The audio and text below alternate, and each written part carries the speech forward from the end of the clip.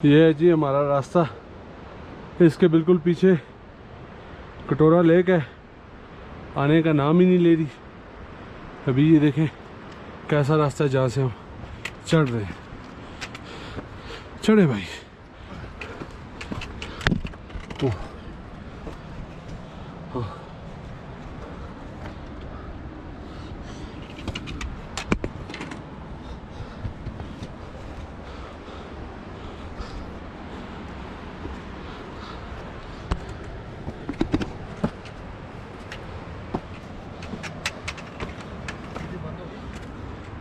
बन रही है।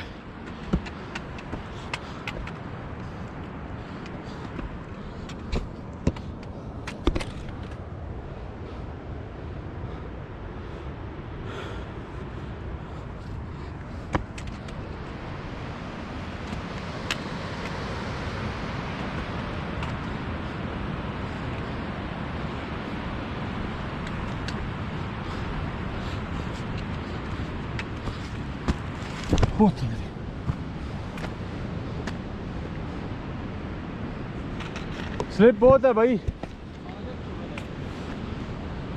बहुत एहतियात से चलना है। मेरा पाँव स्लिप हुआ है।